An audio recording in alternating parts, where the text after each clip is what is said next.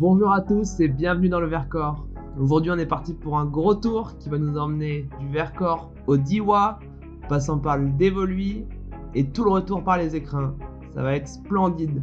Je dis gros tour mais en fait c'est le plus gros tour de ma vie. Un peu plus de 180 km en FAI. C'est mortel! J'espère que vous êtes aussi chaud que Perceval. Ici c'est parti. Pour ceux qui se demandaient comment je mettais les manchons au décollage, bah voilà, ça ressemble à ça. Aujourd'hui on était une dizaine de pilotes à décoller du Moucherotte, avec des plans de vol variables. Mais l'idée pour tout le monde c'est d'aller dans le sud pour profiter des gros plafonds, où il y a plus de 3500 mètres qui sont attendus. Mais d'abord il va falloir survivre au Vercors. La dernière fois j'avais dû faire demi-tour avant la fin parce qu'il y avait trop de neige. Mais cette fois-ci ça s'annonce beaucoup plus simple. Je passe tout de suite bien au-dessus de la crête. Il n'y a quasiment pas de vent annoncé dans le Vercors pour l'instant. Même si le Vercors c'est sympa, je vais accélérer un peu tout ça parce que c'est quand même pas la première fois qu'on y passe. Allez, x2. Vu que de base je suis déjà en x16, là ça fait x30. On est vers 40 km/h, c'est à peu près comme si on volait à 1000 km/h. Petit avion de ligne quoi. Survol du pic Saint-Michel, col de l'Arc. Pas de chamois aujourd'hui, trop dommage. Je passe pile à la hauteur du Cornafion, col vert. Et on arrive sur les arêtes du Gerbier. Classique matinal, pas un tour de thermique, trop bien. Petit retour vitesse normale pour vous montrer un truc. Je dis qu'il n'y avait pas besoin d'enrouler, mais c'est pas vrai pour tout le monde. On peut voir à gauche, là il y a une aile rouge qui est bien plus éloignée que moi du relief. Et même si avant de partir elle était quasiment à même hauteur que moi, très vite elle se retrouve beaucoup plus basse. Je sais pas si c'est du fait qu'elle accélère plus fort que moi, ou que juste elle est plus éloignée du rocher, ou qu'elle prend des moins bonnes lignes, ou que son aile est moins bien. Mais c'est pas le plus probable. En tout cas à la fin ça fait une belle différence parce que moi j'ai pas besoin de m'arrêter aux deux sœurs et elle a dû s'arrêter faire du thermique. Ça paraît pas énorme comme ça mais au final sur tout le Vercors où il y a à peu près 35 bornes, on arrive très vite à avoir quasiment un quart d'heure d'écart entre quelqu'un qui enroule pas du tout ou quelqu'un qui s'arrête régulièrement pour prendre quelques tours de thermique. Allez, retour en x2 sinon on va pas s'en sortir. En tout cas ce petit quart d'heure d'avance je vais être content de l'avoir pris ici. Parce que le soir, quand le soleil se couche, eh ben on est content d'être un quart d'heure en avance quand il y a le dernier thermique de la journée plutôt que de se retrouver posé au fond d'une vallée quelconque dans les Écrins. C'est à partir d'ici la dernière fois que ça avait été technique, parce que le sol est beaucoup plus haut et il y a plus de neige sur les pentes, ce qui fait qu'il y a moins de surface au soleil qui peut apporter de l'air chaud qui va monter le long des pentes, qui va faire les thermiques en haut. Donc là, je me permets quand même de faire quelques tours pour assurer. Mais au final, je suis encore bien plus haut que les crêtes, donc j'en fais pas plus que ça suffit amplement. À gauche, le village de Gresse en Vercors, déjà bien déneigé pour la saison. Heureusement, il reste un peu de neige sur les pistes. Moi, je suis plus bas que le Grand Vémont, donc je fais le tour par la gauche pour aller dans sa face sud et me laisser remonter tranquillement. On voit qu'il y a 3-4 ailes qui enroulent au-dessus du Grand Vémont. Elles ont décollé un peu plus tôt du Moucherotte et donc forcément, elles sont un peu en avance parce qu'elles non plus, elles n'ont pas traîné. Je les rejoins pour faire le plein avec elles, mais elles sont déjà parties. Les copains derrière sont pas encore là, donc je décide de partir tout seul, droit vers le Diois. Là on survole la réserve naturelle du Vercors, qu'on n'a pas le droit de survoler à moins de 300 mètres sol, donc je fais attention à rester bien haut. Je prends un petit thermique intermédiaire, et je vise le V bien caractéristique là, au cas où si d'un coup ça se met à plomber ou à plus avancer, je puisse m'échapper et pas me retrouver posé au fin fond du Vercors. Je trouve rien sur la petite face sud que je viens de survoler, et donc je me jette sur la face ouest. Même si on voit que le soleil est encore bien rasant, il y a déjà des débuts de thermique, ça me permet de me maintenir au-dessus de la crête et d'avancer vers l'inconnu. C'est la première fois que je passe par là, je connais pas du tout le coin. Mais là où on est, c'est les dernières grosses montagnes, après on voit que c'est plus que de la petite colline du sud, pleine d'arbres. Vu que j'ai peur, je fais quelques tours de thermique complètement inutiles, parce qu'en fait de l'autre côté de cette face ça va être plein soleil et ça va remonter des briques. D'ailleurs, ces falaises sont vraiment splendides. Là, on peut voir, il y a une énorme arche qui est complètement décollée du relief, qui doit faire au moins 150 ou 200 mètres de haut. Je sais pas si ça se grimpe, mais c'est vraiment hyper classe. Je vous ai dit que je connaissais pas trop le coin, mais jusqu'à maintenant, c'était assez facile. Je suivais une longue face ouest. Même s'il était un peu tôt, ça se passait plutôt bien. Et maintenant, il va falloir prendre des vraies décisions. J'ai envie d'aller un peu dans le Diois pour mettre un point plus au sud et avoir un triangle plus grand. Mais je connais pas du tout la région, j'ai juste regardé des cartes et des profils de montagne. Et pour compliquer le tout, on voit que le vent du sud commence à se faire sentir bien comme il faut. J'avance à peine à plus que 30 km/h accéléré. On commence à bien être contré. Même si la face sud à gauche, qui est dans la bonne direction pour aller vers le Dévoluy, fait bien envie, Et ben non, va falloir sortir les doigts et aller comme prévu sur l'espèce de montagne toute plate, sans cailloux, pleine de forêts dans le sud. Bien sûr, la transition se passe très mal. Je descends hyper fort et je me retrouve directement au niveau de la crête à essayer de tenir en soaring. Là, c'est un peu la panique parce que je suis bas, le vent est très fort et c'est que de la forêt. Au final, je me rends compte qu'en avançant le long de la crête, ça porte très bien et que j'ai pas spécialement de soucis à me faire. Ça monte tout doucement tout le long. On dirait presque le rock des bœufs, quoi. Ça avance en bipant et arrive au bout de la crête, paf, un gros thermique qui me permet un peu de prendre de la hauteur dans ce paysage très rond et plat. Mais comme je le disais, il y a beaucoup de vent et c'est assez dur de suivre le thermique en l'air. Il bouge beaucoup et donc je le perds assez vite. Mais j'en retrouve d'autres en route. C'est vraiment bizarre, l'impression d'avoir des thermiques en plusieurs morceaux et chaque morceau t'emmène un peu plus haut à chaque fois. Et il y a des bouts qui montent quand même très haut, quasiment à 3000. Vraiment pas mal pour l'endroit. Malheureusement, j'ai beau être haut, les transitions d'air se passent hyper mal. Ça dégrade vraiment fort. Et je me retrouve par terre en 30 secondes, quoi. Un peu déçu après avoir passé autant de temps à monter, mais bon. Encore une fois, on voit que je suis toujours très contré par la brise, 25, 26, sachant que je suis accéléré, donc il y a facilement 20 de vent de face là. On va dire que la brise naturelle de l'endroit doit s'additionner avec le vent du sud, et les deux ensemble, ça fait un cocktail vraiment dégueulasse. Les thermiques sont tordus, couchés, quasiment inexploitables. Donc je m'arrête très peu pour enrouler parce que je sais que j'y arriverai pas et que j'arriverai pas à rester dedans.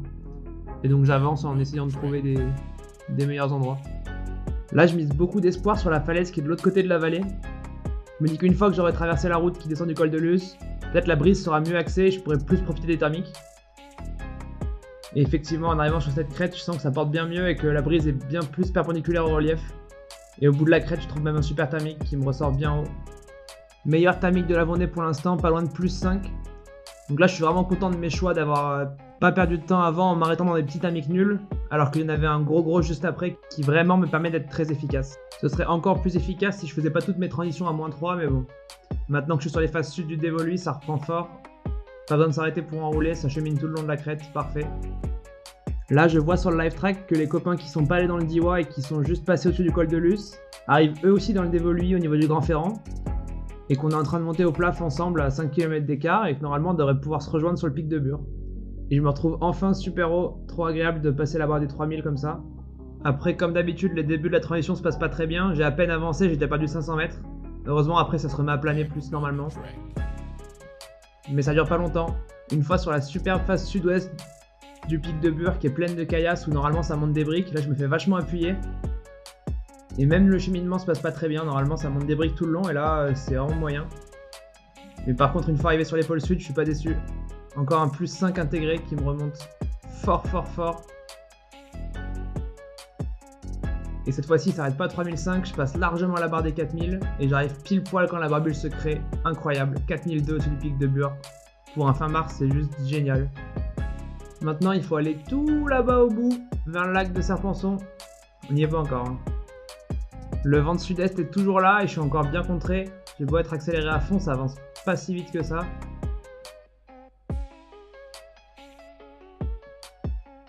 Par contre, l'avantage d'être aussi haut, c'est qu'on a un peu le temps de voir venir les prochains sommets et bien choisir sa ligne. Je sais que pour traverser la prochaine vallée, il me faudrait environ 2007 ou 2008 au minimum au niveau des falaises sud-est du dévolu. Donc dès que je vois des trucs en route, j'essaie de m'arrêter pour essayer d'arriver là-bas aussi haut et pas avoir besoin de s'arrêter. Mais encore une fois, on voit que j'avance. J'ai du mal à avancer face au vent. Du coup, je dois prendre des thermiques qui sont pas ouf. Plus 1, plus 2 pour la journée comparé au plus 5 d'avant. C'est presque l'impression de pas monter quoi. Heureusement, je centre un truc un peu plus sympa qui me pose à 3002. Par rapport au plaf de 4002 juste avant, on a l'impression d'être par terre. Mais c'est normalement bien suffisant pour traverser la vallée. Après aujourd'hui, vu que ça dégueule pas mal et qu'on est face au vent, on peut voir que j'ai pas beaucoup. À peine commencé la transition et qu'il me manque déjà quasiment 1000 mètres par rapport au point de départ. Je suis à peine au petit lac. Heureusement, une fois que j'arrive dans la partie basse de la transition, là je me retrouve plus dans le vent météo mais dans la brise de vallée qui elle est bien sud. Et tout d'un coup je passe de 4 de finesse à 20 de finesse. Trop bien. Là je me laisse glisser et maintenant c'est la grande attente. Faut que j'essaie de trouver un thermique quelque part qui me sorte de là parce que c'est tout plat. Et il y a beaucoup de vent. Donc je cherche. Et là dans cette petite face un peu sud-est, paf, un bon truc. Je sais pas du tout d'où il est parti mais bon, plus 4, plus 5 encore une fois, c'était vraiment une journée de ouf pour les thermiques. Je jette un petit coup d'œil à l'horloge, il est 15h30 et pour rentrer il me reste encore 70 bornes à faire. Je m'attends à une fin de la conversion vers 17h, 17h30. Donc là va vraiment pas falloir traîner, je m'amuse pas à aller un peu plus loin sur la crête pour enlever le triangle. Je soude les poulies et je me laisse pousser par le vent et la brise. Je prends quand même le temps de faire le tour de la fumée pour pas m'asphyxier. Je pense que ça doit pas être très agréable de passer dans un feu comme ça. Sur le live track, je vois qu'il y a Julien qui est 10 km au nord en train de raccrocher. Je vais essayer de le rattraper pour rentrer avec lui à Grenoble, ce serait vraiment cool. Et enfin, pour la première fois de la journée, ça devient facile. Le vent me pousse, les thermiques sont décalés dans le bon sens. Et donc c'est bien plus agréable de faire du parapente dans ces conditions-là. Dès qu'on quitte le thermique, ça dégueule plus trop fort. Ça porte assez bien. Même bras haut, on vole déjà vite, si on accélère un peu, on passe facilement les 50 km/h. Donc maintenant, le but du jeu, c'est d'être bien efficace. Enrouler juste ce qu'il faut pour être assez haut pour pouvoir tranquillement continuer en cheminement sur la crête suivante et s'arrêter que quand il y a un bon thermique. Tout ça, bien sûr, tant qu'on est assez haut, dès qu'on recommence à être par terre, il faut se remettre en mode survie et enrouler tout ce qui passe. Mais là, on voit que la fumée est vraiment déportée pile poil dans le sens où je vais par la brise de vallée et le vent météo qui est aligné avec ça. Donc je sais que chaque transition va très bien se passer et que j'ai pas besoin de partir de très haut. Typiquement dans un thermique comme ça qui est pas top, plus 1, plus 2, je m'en vais pas monter trop haut. Dès que je suis assez haut pour arriver à la verticale de la crête d'après, j'y vais. Et vu l'énorme thermique qui m'attrape sur la montagne suivante, avoue que ça aurait été dommage de s'arrêter dans le plus 1 de tout à l'heure. Nouvelle satellisation à quasiment 3009. Et là j'attaque la suite du parcours vraiment serein. Je suis très haut, poussé par le vent, quasiment 60 km/h. C'est parfait. Il y a Julien qui est toujours quelques kilomètres devant mais plus bas. J'ai espoir qu'en restant bien haut je puisse les passer au-dessus. Je retrouve un bon truc et je prends le temps de rester dedans parce qu'après on arrive à Notre-Dame de la Salette. Et là-bas les thermiques sont toujours pourris. Je sais pas pourquoi, la configuration de vallée, les brises, ça fait qu'on ne trouve jamais rien. Un petit thermique par-ci par-là, mais globalement le gros du temps ça descend et y a rien à faire. Comme d'hab, le seul échappatoire c'est de s'échapper, de traverser la vallée pour arriver sur le Coirot, où là la brise est bien dans l'axe de la pente, et normalement on devrait pouvoir se refaire comme il faut.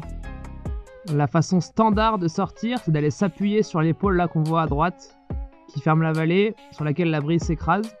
Mais vu que je suis très haut, j'en profite et je zappe cette partie-là pour aller directement sur la face sud-ouest du Coirot, dans laquelle j'espère pouvoir ressortir directement au sommet. Mais en fait, j'aurais peut-être dû aller dans la face ouest tout à l'heure, parce que là, vraiment, je trouve pas grand-chose. Je me retrouve face à la brise qui vient de Grenoble, qui maintenant est brise du Nord. Et donc, c'était vraiment pas un bon plan. Après, j'ai quand même pu dépasser Julien, qui lui est en train de galérer dans la face ouest de tout à l'heure. En m'appliquant un petit peu, je finis par centrer quelque chose, qui me remonte tout doucement vers le sommet. De toute façon, il commence à être tard, il est 17h passé, c'est normal que les thermiques faiblissent et que ce soit moins bon qu'au début. Et là, en soaring thermodynamique, je ressors au sommet. Mais pas bien plus haut, j'essaie de faire quelques tours de thermique, mais ça veut pas. C'est pas grave, je me laisse pousser par le vent et je vais sur la crête suivante, il reste encore pas mal d'options pour essayer de trouver des bons thermiques pour être assez haut pour pouvoir boucler. Et ça loupe pas, encore un quasiment 3 mètres secondes à 17h15 fin mars, donc parfait. 2008, je me retrouve au niveau de la crête, c'est idéal pour cheminer, ça évite de perdre de l'altitude. Et juste avant d'arriver au bout de la crête, je trouve un dernier thermique que je prends le temps de centrer jusqu'en haut. Et je me retrouve à 3100. Et en fait, je suis tellement haut que je suis en finesse de latéraux. Et donc normalement, je vais pouvoir boucler ce super vol si ça se passe bien et que je continue à être poussé par le vent.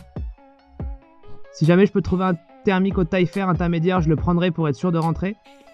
Mais au loin devant, je vois Hugo qui trouve rien au taille fer et qui se jette sur Champs-Rousse. Il passera le col in extremis à 50 mètres sol. Moi, je pense qu'il est trop tard pour accrocher Beldon. Donc je fais un tout droit en direction du Moucherotte, droit devant, c'est là où on a décollé ce matin. C'était encore une super journée de parapente à traverser de massif en massif. Un petit peu d'inconnu pour qu'il y ait du piment et pas mal de parties connues pour que ça puisse aller vite et être efficace. Vraiment une super journée. Je vous laisse avec mon glide final en direction du pont de Clé. On peut voir que ça se passe très bien, sauf à la fin où je viens taper la brise d'un coup. Et ça m'enlève les quelques derniers kilomètres qui me manqueraient pour être vraiment proche de l'arrivée. Et là je dois m'arrêter parce que j'avance plus du tout et faire demi-tour et aller poser. Et donc ça me fait un vol de 183 km en triangle FAI. Donc le plus gros vol que j'ai fait à l'heure actuelle. Toujours pas de 200 km mais bon, ça ne saurait tarder. Vivement les belles journées de printemps, d'avril et de mai et de juin. En tout cas si ça vous a plu, n'hésitez pas à vous abonner. Moi ça me fait toujours plaisir et puis ça soutient la chaîne, c'est top. Et sur ce je vous dis Ciao!